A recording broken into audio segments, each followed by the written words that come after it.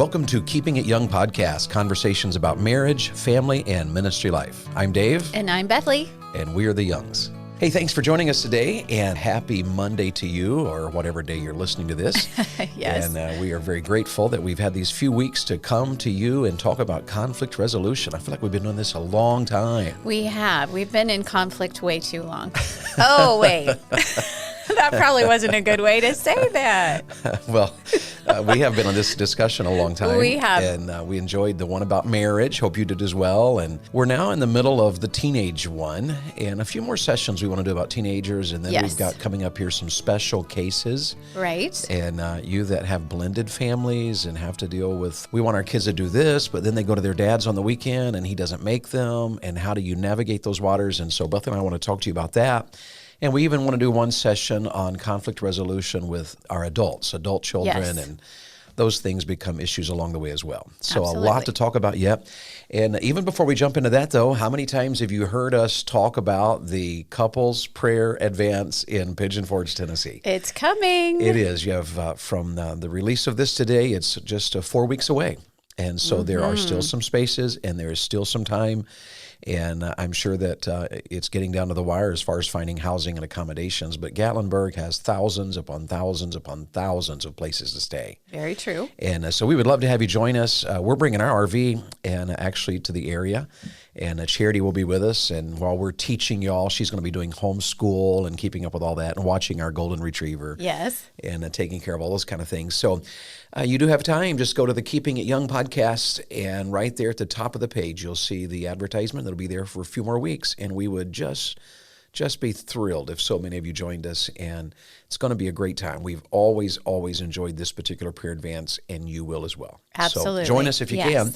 And so I'm sure most of you know by now that we have a grandbaby. Mm-hmm. And Beth and I are so excited. We were able to go to California a few weeks ago and spend some time with her. And it was just such a special, amazing time watching her parents.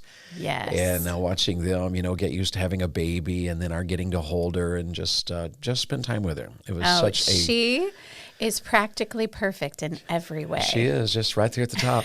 She's beautiful and snuggly. And her parents kept saying, she's not this good when you're not around. I think they meant, she didn't cry as much when we were around, but she got passed around a lot. So and she just got loved and loved and loved and loved. Lots of cuddles. And, so here's what we'd like to do this week. If you will go to any one of our Keeping It Young social media sites, you can find us on Facebook, on Twitter, and on Instagram. Yes. And we're going to be posting some photos throughout this week of our grandbaby, and we'd love to get your likes and your oohs and ahs and all of that good stuff. So be looking for that. We'll be posting some of those even today. So make sure you run to our Keeping It Young podcast social media sites and check those out. We would love to introduce to you our granddaughter, Ellie Joy. Yes. And she's she is just so beautiful. Some of you follow us personally on social media, so you've probably already seen a few pictures because we are definitely a proud Mimi and Papa. Absolutely. And if you haven't seen our photos, then what is wrong with you? Well, oh my. You need to check those out and let us introduce her to you. Well, we are ready to jump in today, and we're still talking about conflict resolution. Several things, it all kind of runs together after a while, and we comment on different things here and there, but we thought it would be a good thing today just to talk about 4 ways you can develop a closer relationship with your teen. Yes. And we've hit on some of these things, we've touched on them, but we thought it'd be good to put them all together in one episode. Mm-hmm. So where we're repeating ourselves a little bit, just bear with us. And we wanted to zero in because conflict resolution is so important to make sure that we're all on the same page, that we handle different issues as they come up. And it's a wonderful thing to be a parent. Let's just start there. Yes. And it's a wonderful thing to parent teenagers. When Bethlie and I had little ones, I remember one lady said to us in a revival, she said something to the effect of, the reason you like your kids so much is because they're not teenagers. Mm-hmm. And do you remember that? That was years ago.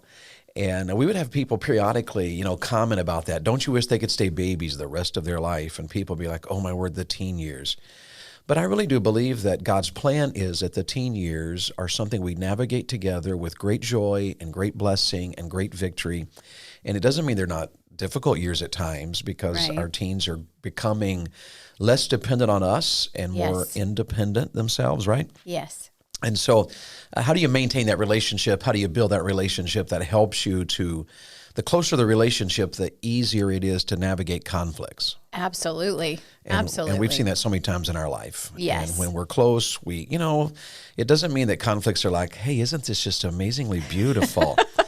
It's not that at all. No. Conflicts are always conflicts. Yes. And anytime you got a kid that, you're dealing with an attitude or you're dealing with a submission issue or a spiritual issue or a Yes. rebellion issue, those are just always hard. So there's never a time when it's going to, the goal is not that, oh my goodness, we just have never had any problems at all with our teen. We can expect there to be conflicts and challenges. But Yes. here are just 4 ways you can develop a closer relationship with your teen that will really, really, really help you to navigate any conflict that comes your way. Yes. And so just remember, start here. This is not one of the ways, but just by way of introduction, remember that proper training is essential. And the better trained our kids are, the more simple it becomes to handle conflicts. Right. Right.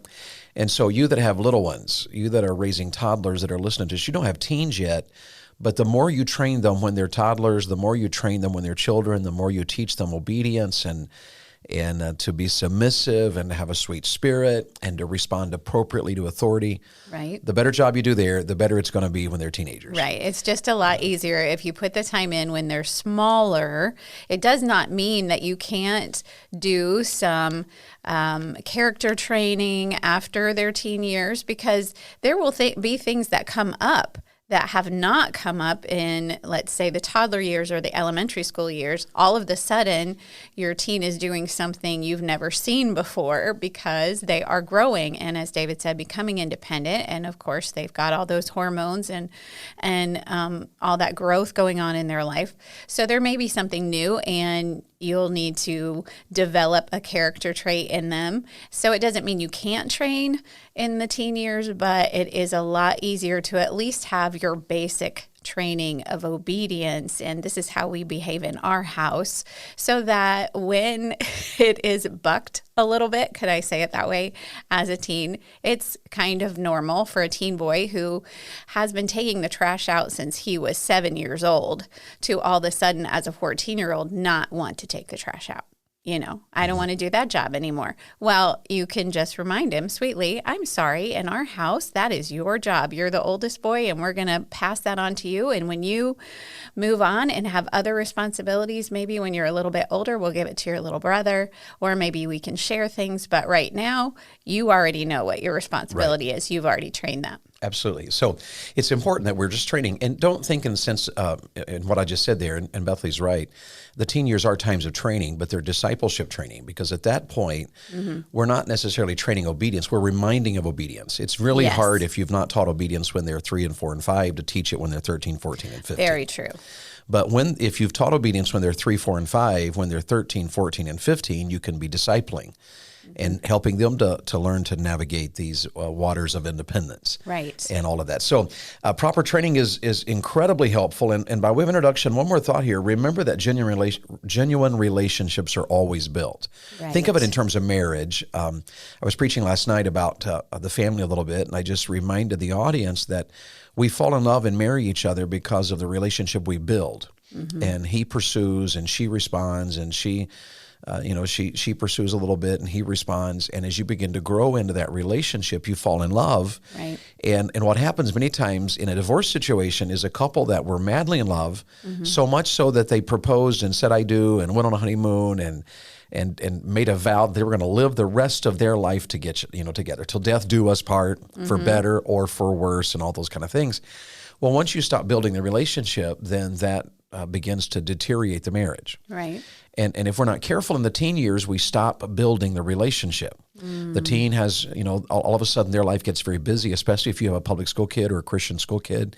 And there's ball games 3, 4, 5 nights a week, plus church one night if you're into the Wednesday night service and you're going to be faithful to church. And in a sense, the teen years can become so busy that you pass each other in the hall at home as the kid is running to another ball game. And especially as our kids get old enough to start driving, a lot of people buy their kids a car.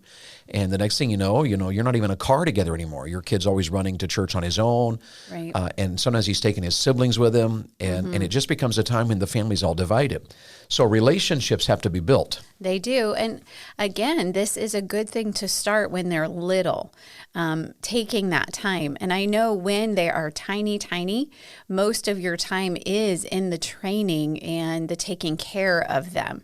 So you're dressing them, you're feeding them, you are reminding them of obedience, you're doing all of those kind of things. And we can sometimes forget that our relationship also needs playtime, it needs cuddle time, it needs reading time, all of those things. So don't get so busy with your little ones that you're not already building that relationship, because if you've been too busy to do more than just the daily with your child, by the time they're 13 or 14, they expect it's just going to be the daily, and they're too independent for you to dress them, feed them, all of that. And so even the daily is not enough for a connection for your teen. Sure. So now you that are in the teen years of training and raising and all of that, here are 4 ways. And I think we have time to give you all 4 of them today. Here are just 4 steps you could take that will help you towards continuing to build the relationship with your teenager, which will help with conflict resolution. Yes. And the first one is one we've talked about so many times on our podcast, but we're just going to keep bringing it up because it's all over the Bible and it's a massive part of life. Right. And it's a massive area where we can easily fail. Yes. And so here's the first one. Number 1, it'll take communication. Mm-hmm. Talking and talking and talking and talking and talking and never letting that die. Right. The more we talk with a teenager, the more we connect with a teenager. Mm-hmm. And, and our forefathers, I think, had it maybe a little more easy or a little easier than we did, in the sense that, the boys would work with dad in the fields. Mm-hmm. The kids walked to school together. Mom and the daughters cooked and cleaned. And then in the evening, there was not a television, so we would have a meal together. Right. And many times you'll see photos in the old days of a family sitting around the fire. Mm-hmm. Somebody's reading, somebody's knitting, somebody's talking. And so it was communication was a little, I think it was a little easier back then. Well, we didn't have all the distractions. I was even thinking last night, we were in our RV after our evening service, and we had gotten our something to eat, and Charity was working on a Sudoku puzzle. And actually, she was playing chess last night. Oh, there we go. Sorry. She was playing chess with the computer, and David was reading and I was reading, and then we all decided it's time to go to bed. Well, at that time, I'm thinking, bed. I'm just going to head to bed. And Charity decides, oh, we haven't been talking and I have so much to tell you. And so I had to put my book down and just focus on her. And I was reading a book on my phone, so it looked like, as she kept saying, "Where are you on social media? And I said, no, I'm reading. So I thought, you know what? I'm just going to put that down.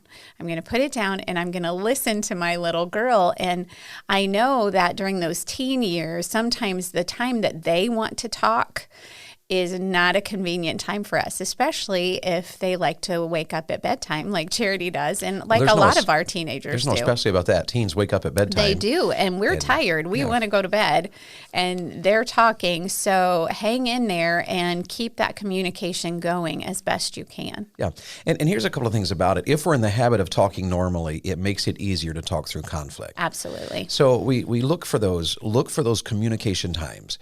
As you're just walking through life, make sure you're talking. Don't allow the social media aspect of our life, the demands of a screen. Mm-hmm. And I guess there were times when we would go like to a doctor's office.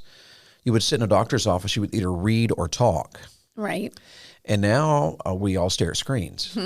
And even sometimes we all get in a vehicle on our way to church, somebody has texted, so we're back on the screens again. Right. And that is part of our life. And it's not that any of those things are wrong. We live in this technological age where that is part of our life. Right. But what we have to do is be very careful that we are not allowing anything to hinder the communication we ought to be having with our teenager. Absolutely. And I would even interject here. I know we want you to listen to our podcast.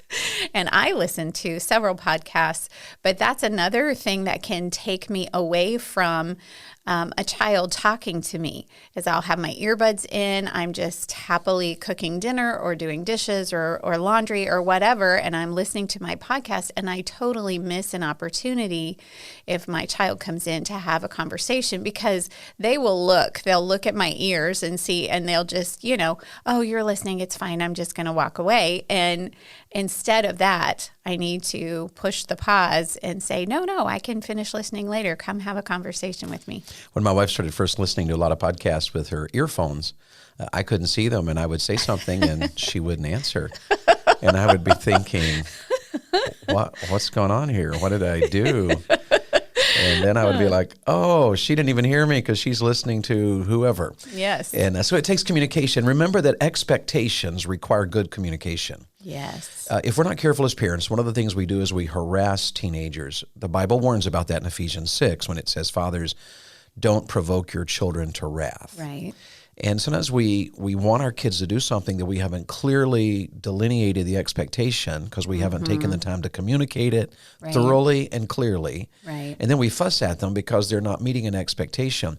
And moms and dads, that is a tremendous way to put a wedge between you and a teenager. Yes. Expectations and ramifications require good communication. They do. And I would insert here too that you should be talking just normally about everyday life and about things that are happening if they have a job, things that are happening at the job, and even helping to give them Christian perspective if they work with unsaved people, which probably they do.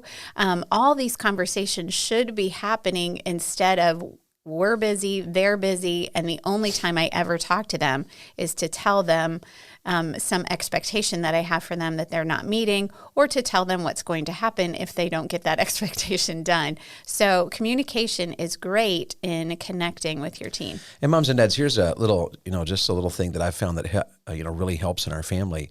There's a sense as your kids become teenagers that you still want to treat them like the child they are. They are your child. Yes. And so there's a sense in which you want to say, listen, this is what I want you to do, and you better do it. And yeah, one of the things I've found is our kids are getting older as they get into the teen years, that if I know there's an area where, one of the kids is not, measuring up, they're not exactly where they ought to be, I can correct that, and it's fine to do so. It's fine to say as a parent, this is wrong, and it better not happen again.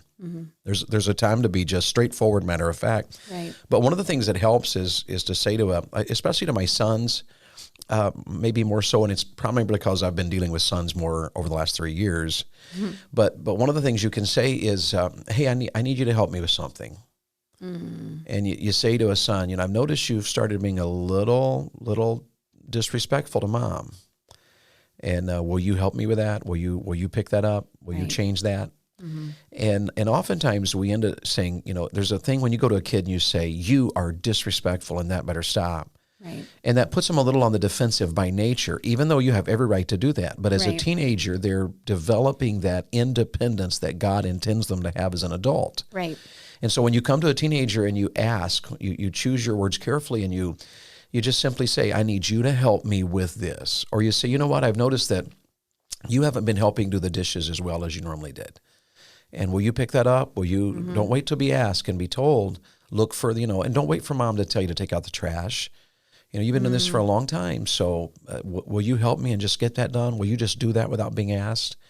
And what I found is that communication gives our children the chance to recognize an area of their life where they need to grow. Right.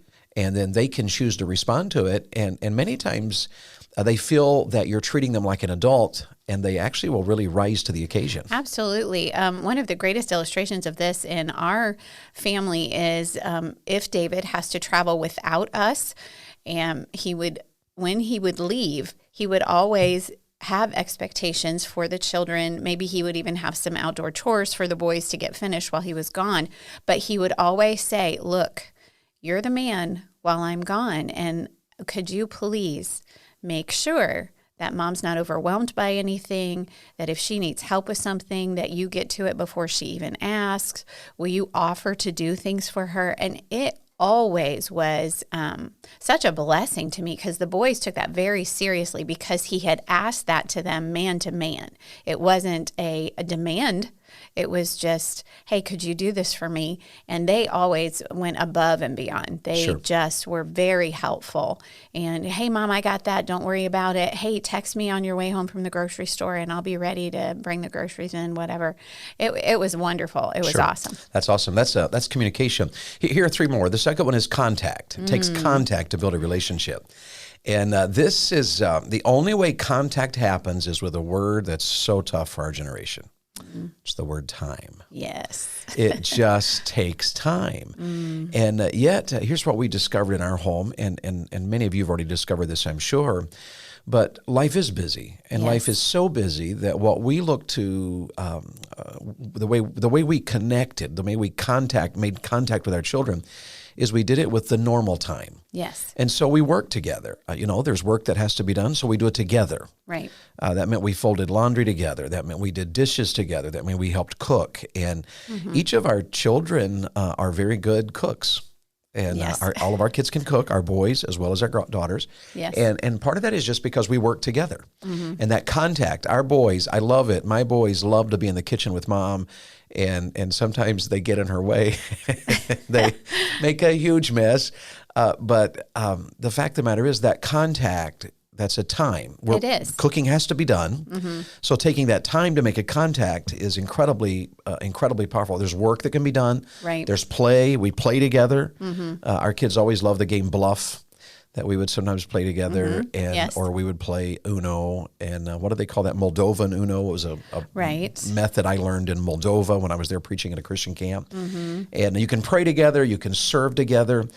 It takes contact. Right. And so the contact really has been a huge connection for the kids. When the boys and I cut a tree together, I know you've heard me say that before here on the podcast, or when we do dishes together, we do laundry together, we laugh. Yes. When our kids were younger, Bethany and I were shopping in a mall one day, and we came across this CD, back when everybody listened to CDs, of Jamaican music. And it was, It was old-timey, like, band music. yeah, it was Yes. band music, but the guy singing it, there was somebody, was Jamaican, and so the accent. And Bethany and I, on a whim, bought that CD. And it was pretty lively, a little more lively than maybe we would have normally listened to. But we used that CD for cleaning. So when we were cleaning the house, we would put that CD on, and some of the songs were just hysterical, and we would laugh, and then we got to where we would sing them. And the reason that comes back to me is that somewhere along the way, the kids got to the point to where if Mom and Dad went on a date, we would come home and that CD was blaring. Yes. And so we just thought, you know what, it's probably too much. It's not really our standard. We want to be careful. So we actually got rid of the CD. And our married son, Matthew, some weeks ago sent a family text out. It went to everybody in the family, and it was a connection on Spotify to that CD. Right, And he you was like, remember look this? what I found. And I was just dying at how the kids all responded to that. Oh, my word, remember when? Right. And that contact of just singing a funny Jamaican band music type song together, that has paid dividends even into their adulthood. Yes. So how do you build this relationship? Takes communication, takes contact. It does. And what's the third one there? The third one is connection. Now, there's a little bit of crossover between contact and connection. Yes. But by that, I was thinking about connection, not just to a teenager, but in the sense of Ecclesiastes says, a threefold cord is not soon broken. And in a family, for many of us, the family is mom, dad, and a teenager. Right. We're talking about mom, dad, and a teenager, or mom, dad, and teenagers. The idea behind that is if the connection between me and you, when Bethany and I are connected about this is what we want for our children, this is where we're headed for our kids, that takes connection on our part. That takes contact on our part. That takes talking on our part. Right. When we're connected, then what that allows us to do is connect to the teenager. Right. And when all three of us in a connection are on the same page, and we're communicating expectations and demands, we're communicating and agreeing on the different ramifications. Right. That connection makes a huge deal. Right. And I would just say this goes a little further than contact. We were talking about contacting with your teen in the daily, in the dishes and the laundry and whatever, and just having a good family talk time during that time. But a connection would go maybe even a little further, maybe a purposeful, hey, let's go out and get coffee and let's talk, or let's go on a walk and let's just talk and let's share what's going on in your heart or share what's going on at school, and I can share what's going on in my heart. And so it's just a little bit deeper connection than just that daily contact. And be on alert for this, moms and dads, that when you have a teenager that says, hey, you want to do this with me? Try to make it your point to say yes as often as you can. Right. There are times when you just can't. Right. But if a teen says, hey, you want to watch this movie with me? Or if a teen says, hey, would you like to go here with me? Right. Or whatever, try to respond positively to their offers of connection. Yes. The last word is calmness. And one of the most important things you can do as a parent in developing a closer relationship with your teen is to keep things calm. Yes. Meaning, don't get in the habit of fussing at your teenager. Don't get in the habit of raising your voice. Don't get in the habit of being irritated. And don't allow yourself to get irritated. Ask the Spirit of God to help you to have a calmness in your heart. Remember, the goal is future. We're training our children to be adults, successful adults, to do well. That things aren't necessarily where they ought to be today is okay if we're in the process of headed in the direction of where they will be okay. Right. And so just take the time to practice calmness. Remember, you discuss things with girls face to face, and you do a lot of talking, looking into their eyes. With boys, quite frequently, boys prefer the shoulder to shoulder, Right. where you're doing something together while you're talking, and that may even be something as simple as playing a video game. But yet there's a conversation happening, or you're watching a movie, there's a conversation happening, or you're driving somewhere together and the conversation is happening, Right. or you're walking and a conversation is happening, or Right. you're doing dishes side by side. So all of those are opportunities for you to practice calmness.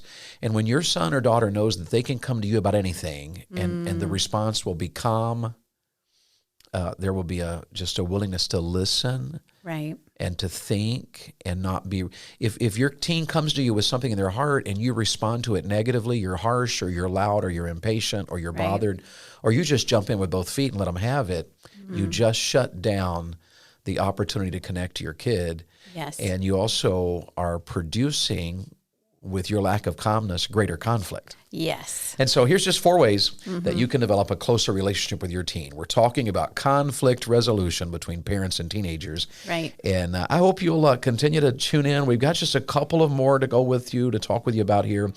And we'll be talking a little bit about just some helps in solving arguments. And that's our next podcast next week. So join us in that. And then coming up very shortly, we're going to be talking about special situations, parents and adult children, blended families, and those kind of things. Right. And we're looking forward to that. I think we're done for the day. Yes. All right. I think we covered it. Yes, ma'am. All right. Till next week, we hope you have a wonderful week ahead of you and that you serve the Lord with gladness. The Keeping It Young podcast is a Bax 5 Media production.